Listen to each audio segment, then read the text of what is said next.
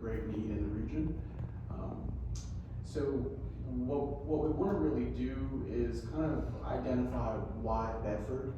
And so right now, Bedford currently has no residential substance abuse treatment program. So what we want to do is introduce that to the county so that we can eliminate two very, very critical things. The overload in the emergency department locally. We want to be able to triage cases in a residential setting. So for Bedford County, residential treatment is the highest requested level of care, and it's the least accessible. And so folks have to travel to Lynchburg and Roanoke, and that's a combination of staff and as well as patients. And so if you work with anybody with the disease of addiction, you know that there's a real true immediacy in terms of access. We want to be able to get these folks help when they're asking. And so a 24/7 facility here in Bedford would do that. And over time, you would see things decrease, like crime and overdose and so on. What we envision for this facility, again, 70 beds, 24/7 treatment, and managed by licensed professionals at all times. And so this would be a home-like setting, managed and medically monitored by professionals. It's going to be a combination of therapists, case managers, nurses, allied professionals, peers, and we're going to be creating a residential atmosphere team for walk-ins. So this would not be a place where you would see traffic from, say like a halfway house where folks are coming and going.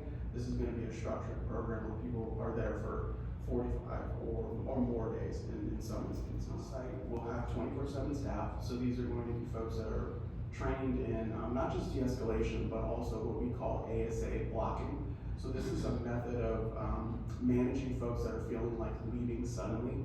And so our team is really going to be experts in preventing those folks from just suddenly leaving and then entering into the neighborhood. We don't anticipate any of that. Our model in Norfolk is proven, and so we have some of the lowest ASA rates in the security cameras, and everybody that has access to the building is going to be keyed in now to training our staff on site to kind of prevent folks from just sort of walking out the front door, and then putting things like fences and security. You have untreated addiction in a community.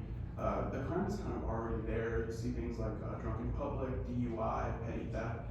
Treatment programs like ours actually lower crime over time because it's serving that population in that community. That we're going to create 20 to 25 clinical jobs here for Bedford.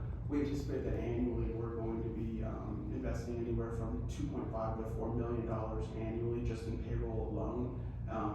Then that's through, probably in the first year as we're creating more jobs. Feedback that we've gotten was a quarterly review board with representation from Bedford. That's an idea that we love. We think staying connected and having open lines of communication with the community is going to be critical for our success. We envision partnering with clergy and some of the community organizations that are already here in order to really just stay connected and make sure that we can continue to meet the goals that we've set out to do. So a quarterly board with representation locally is going to be critical for us. But again, open door communication and safety are really just our #1 priorities. This is going to be an extremely safe and well-run facility.